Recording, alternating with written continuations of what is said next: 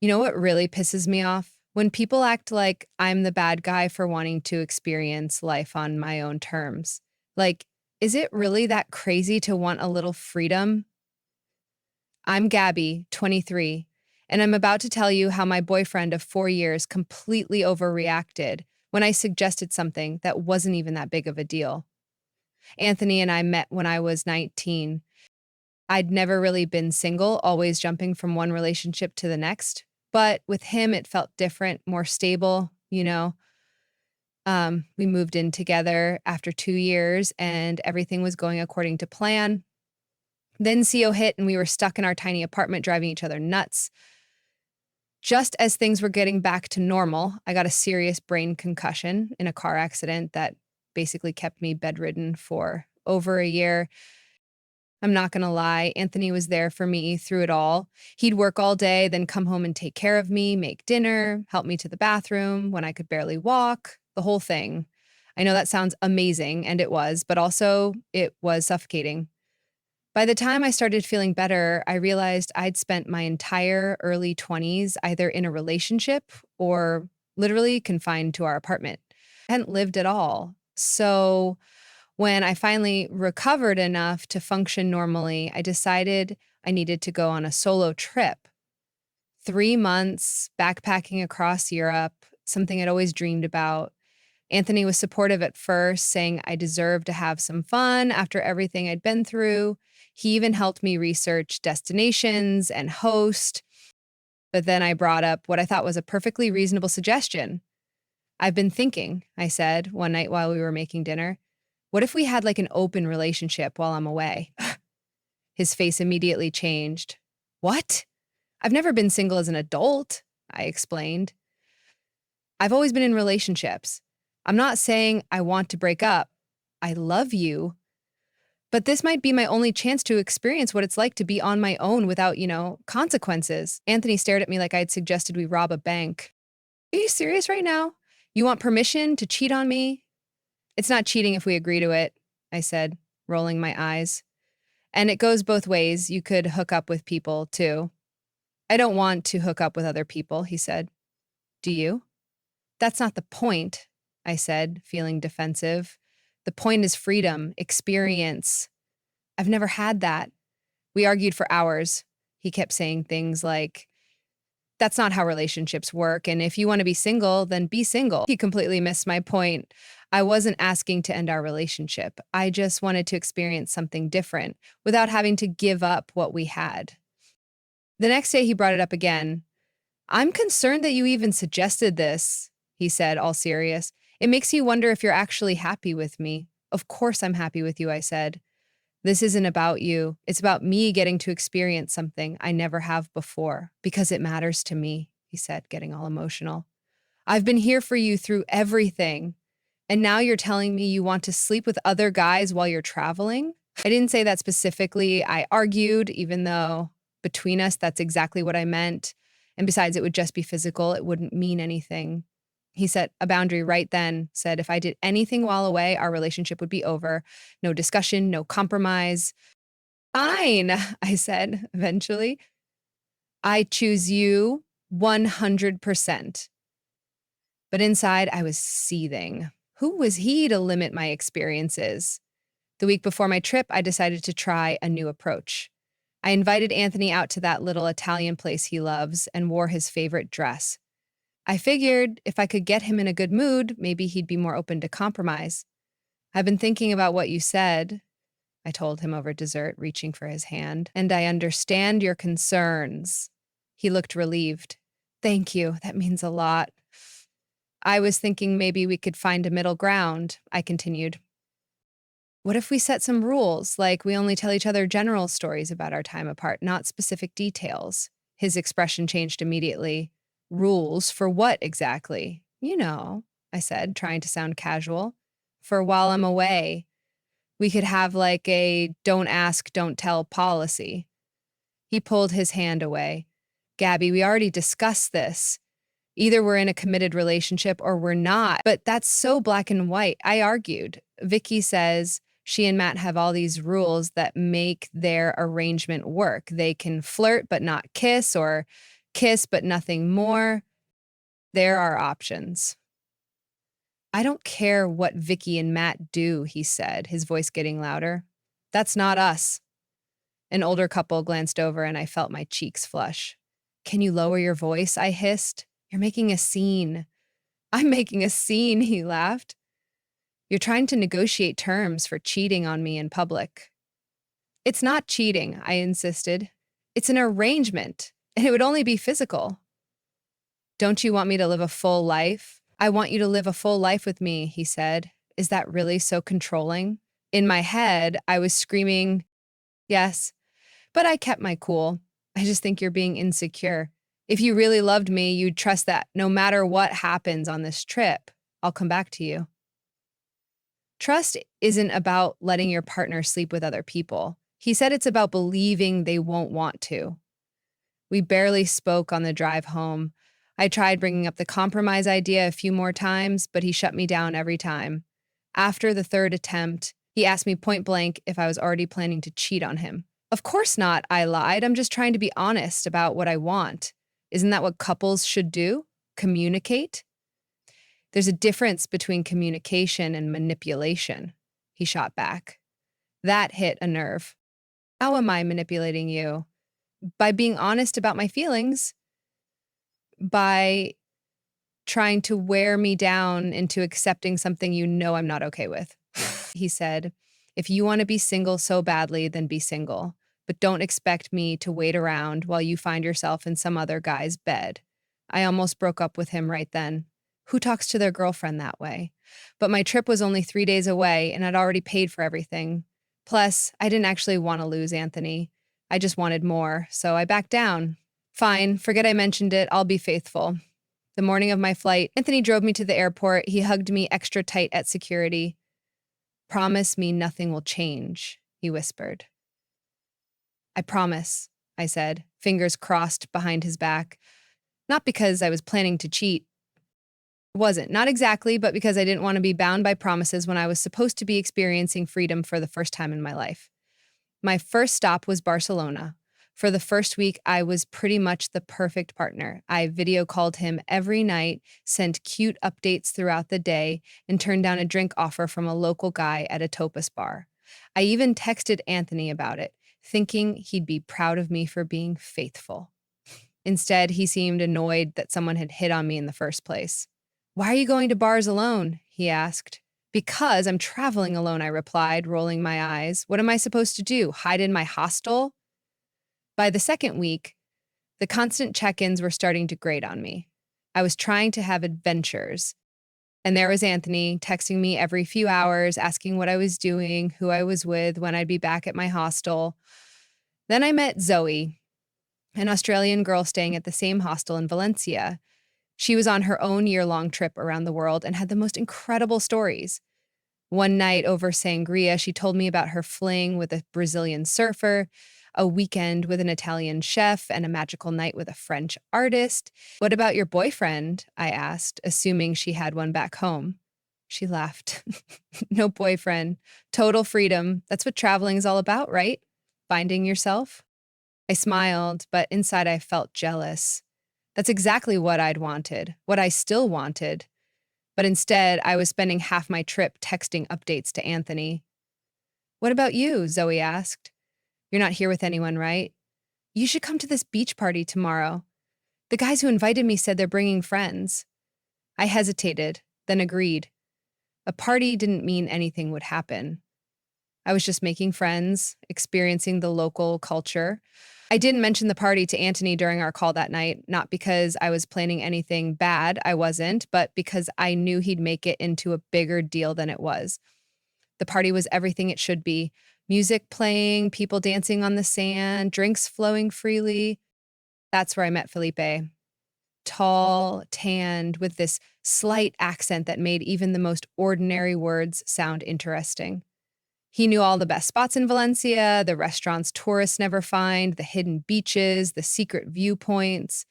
When he offered to show me around the next day, I said yes without hesitation. It wasn't a date. It was a local showing a tourist the authentic side of his city. I didn't tell Anthony about Felipe either. Over the next few days, I started to pull away without really meaning to. I'd miss a call here, take hours to respond to a text there. Every time my phone buzzed with another text from Anthony, I felt a flash of irritation. Here I was, finally having the adventure I dreamed about, and he couldn't give me space to enjoy it. One night, after showing me a breathtaking sunset from a cliffside spot only locals knew about, Felipe kissed me, and I kissed him back. It meant nothing, I told myself, just part of the experience, a fleeting moment in a foreign country. It wasn't cheating, not really, just a kiss. But it didn't stop at a kiss. Back at my hostel, guilt gnawing at my stomach, did what any reasonable person would do. I picked a fight with Anthony. He'd sent a text asking if I was back safe, and somehow it set me off. I called him already fired up. Why are you constantly checking on me? I demanded. Don't you trust me at all? Of course I trust you, he said, sounding confused. I just worry about your safety. I'm not a child, Anthony. I can take care of myself. We argued for almost an hour. I said things I didn't mean, brought up old fights, accused him of trying to control me. By the time we hung up, we were both angry, and I felt relieved, like I had created enough of a distraction that he wouldn't suspect anything about Felipe. The next day, when Felipe texted asking if I wanted to go to a wine tasting, I said yes without hesitation. When he brought me back to his apartment afterward, I didn't stop him. And when he kissed me again, I didn't think about Anthony at all. I didn't call Anthony that night or the next. When he finally reached me, frantic with worry, I told him my phone had died and I couldn't find my charger. He sounded relieved, apologized for our fight, said he missed me. I miss you too, I said, and in that moment I almost meant it. Almost. For the rest of my time in Valencia, I lived a double life. With Anthony, I was the beautiful girlfriend sending safe updates about tourist attractions and local food. With Felipe, I was someone else entirely. Carefree, adventurous, unburdened by promises or guilt.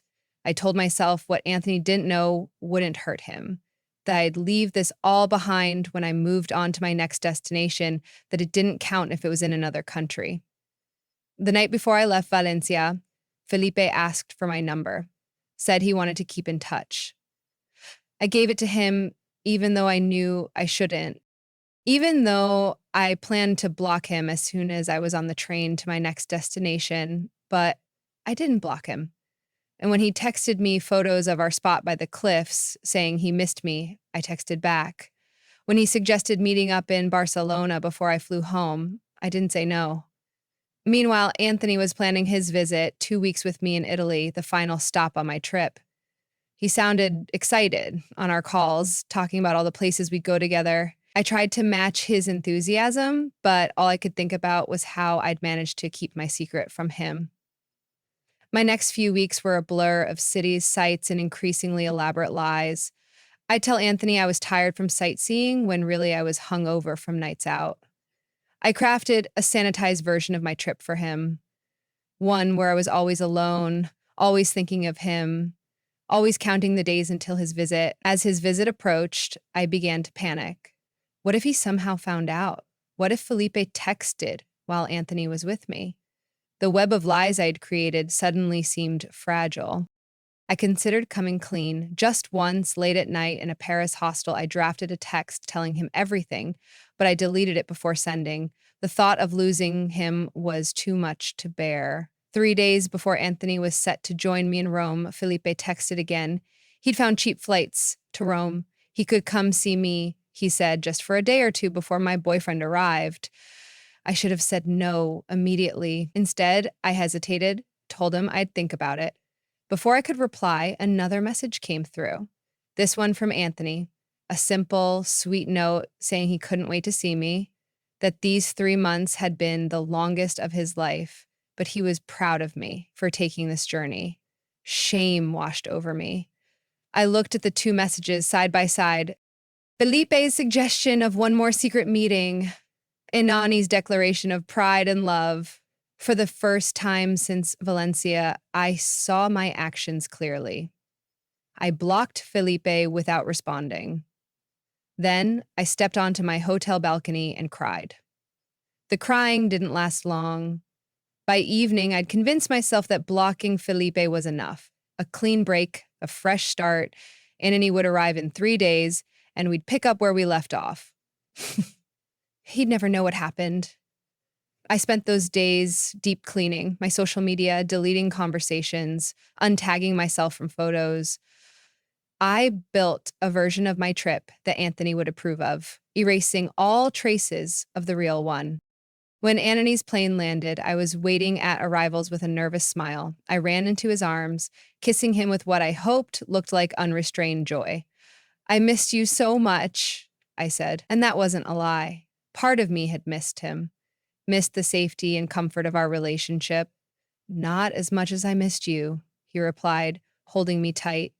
For a moment, I let myself believe everything would be okay, that we could move past this without him ever knowing. But I'd gotten good at lying over the past months. I kept my balance that first day and the next, showing Anthony around Rome with rehearsed enthusiasm, answering his questions about my trip with carefully edited stories. I thought I was pulling it off. I really did, until I wasn't. 5 days into Anani's visit, my phone lit up during dinner. We were at a little trattoria near the Colosseum, sharing a bottle of wine, holding hands across the table like the perfect couple we were pretending to be. The notification was just a preview, enough to show Felipe's name and the first few words.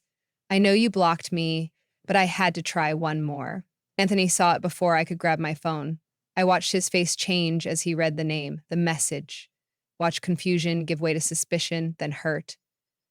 Who's Felipe? He asked, his voice eerily calm. Just someone I met traveling, I said, aiming for casual but landing somewhere around terrified. A local who showed me around Valencia. I thought he was just being friendly, but he got weird and started texting too much, so I blocked him. For a moment, I thought Anthony might believe me. He nodded slowly, took a sip of his wine. So, if I look at your phone right now, that's all I'll find. Just innocent tour guide texts that got weird. My heart dropped. You want to look through my phone? Don't you trust me? I did, he said quietly. But you're acting really strange right now. Because you're interrogating me in the middle of dinner, I protested. This is exactly what I was talking about before my trip. You being controlling and insecure. Let me see your phone, Gabby. No. That's an invasion of privacy. What are you hiding? Nothing. I just have a right to privacy. Our voices were getting louder. People at nearby tables were starting to stare. Anthony took a deep breath, visibly trying to calm himself. Okay, he said finally. You're right. You have a right to privacy, so let's talk about something else. Tell me about Valencia. He didn't share many photos from there. It was a trap, and I knew it, but what choice did I have? I launched into my pre-prepared stories about Valencia, the tourist version, the safe version. I was halfway through a boring anecdote when Anani's phone chimed. He glanced at it, then looked up at me with such pain in his eyes that I knew immediately what had happened. Funny thing, he said, his voice shaking slightly. I just got a message from someone named Zoe. She says she met you in Valencia and has been trying to reach you. Says she has information about you and Felipe she thinks I should know. My blood went cold. Zoe? How did she even know about Anthony, let alone have his number? She says you two talked a lot about me, Anthony continued. She says you showed her pictures, told her all about us, about how controlling and insecure I was for not wanting an open relationship, about how you were going to live your life anyway, because what happens in Europe stays in Europe. I couldn't speak, couldn't breathe, couldn't do anything but stare at him as my carefully constructed lies collapsed around me. She says she felt guilty, Anthony went on. Says she encouraged you at first, but didn't realize how serious we were. Didn't know I'd been there for you through your concussion, that we lived together, that we had plans. She found me on your Facebook and thought I deserved to know. Anthony, I finally managed. It's not what you think. What did you do, Gabby? He asked, his voice barely above a whisper. What did you do in Valencia? I could have lied. Again. But what was the point? The truth was catching up to me. It was just physical, I said, tears streaming down my face. It didn't mean anything. I was just having experiences like I wanted to before the trip. If you had agreed to the open relationship like I asked, this wouldn't even be an issue. His face hardened. So, this is my fault. You cheated on me because I wouldn't agree to let you cheat on me. I didn't cheat. I mean, yes, technically, but it wasn't about you. It was about me experiencing life, having freedom after being trapped for so long. No, he said, standing up. I don't understand betraying someone who loves you. I don't understand lying for months. I don't understand blaming your partner for your choices. He threw some euros on the table for our unfinished dinner and walked out.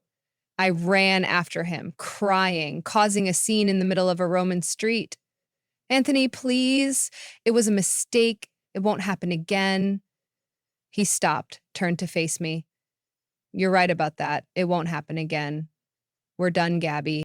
You can't just end things like this. After 4 years, after everything we've been through, you ended things. He said, you ended things the moment you decided to lie to me, to betray me, to blame me for your choices. I'm just making it official. He walked away then, and this time I didn't follow. I stood in the street, tears streaming down my face, watching the best thing in my life disappear around a corner. I spent that night alone in our hotel room, alternating between sobbing, sending desperate texts that went unanswered, and raging at how unfair it all was. Yes, I'd made a mistake, but did that really erase 4 years of history? Did Anthony have to be so dramatic, so unforgiving? I woke up hoping he'd have calmed down, that we could talk rationally, but there was nothing. No calls, no texts, no Anthony, just a notification that he'd changed his flight and would be leaving Rome that morning. I went to the airport thinking maybe I could catch him, explain better, make him understand. But his flight had already departed. He was gone. The last 2 weeks of my trip passed in a blur of I couldn't enjoy anything. Not the sights, not the food, not the freedom I'd supposedly wanted so badly. All I could think about was what I'd lost. And for what? A few meaningless hookups with a guy whose last name I couldn't even remember. When I finally flew home, I was certain Anthony would be there, that we'd have a big dramatic reunion, that he'd forgive me, that we'd move past this. That's how these stories were supposed to end, right? But Anthony wasn't at the airport. He wasn't at our apartment either. His things were gone. Clothes, books, the weird collection of vintage video games he loved. All that remained were the things we'd bought together. The life we'd built now half empty and hollow. I called him, texted him, emailed him. Nothing. I tried his friend Brian, who answered coldly that Anthony didn't want to talk to me. I asked where he was staying, and Brian laughed. He's not hiding, Gabby. He moved out, got his own place, started over. You should do the same. I couldn't believe it was really over. Not after everything. Not without a proper goodbye. Not without a second chance. As days turned to weeks, reality began to sink in. Anthony wasn't coming back. Our relationship, our plans, our future, it was all gone because of one stupid mistake. Because of my selfishness. Because I'd thought I could have it all without consequences. 3 months after returning home, I ran into Brian at a coffee shop. I asked about Anthony, hungry for any information. He's good, Brian said, his tone making it clear this conversation would be brief. Really good, actually. Got a promotion, started seeing someone new, seems happy. The words hit me like physical blows. Anthony was supposed to be devastated without me. He was supposed to be miserable, waiting for me to win him back. Instead, he'd moved on completely. Who is she? I asked, unable to help myself. Brian shrugged. Just someone he met through work. She seems nice, normal, trustworthy. The emphasis on that last word was unmistakable. 6 months after returning from Europe, I was still living in the apartment we'd once shared, still working the same job, still single.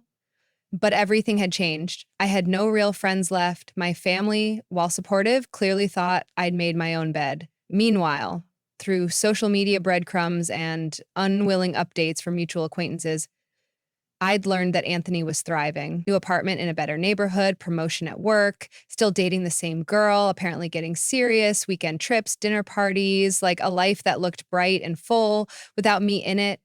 I'd wanted freedom, experiences, a chance to find myself. Instead, I'd lost the only person who truly knew me, who'd stood by me through the darkest year of my life. And for what? Memories I couldn't even enjoy because they were tainted with regret. The worst part wasn't the loneliness or the regret or even seeing Anthony move on. The worst part was knowing deep down that I had no one to blame but myself. I'd made my choices. I'd lied, cheated, manipulated. I'd broken something precious and irreplaceable. It's not fair, I whispered to my empty apartment. One mistake shouldn't erase 4 years, but it wasn't one mistake. It was 100 small choices, 1,000 little lies. It was putting my desires above our relationship, my freedom above his feelings. It was betraying the person who'd never betrayed me.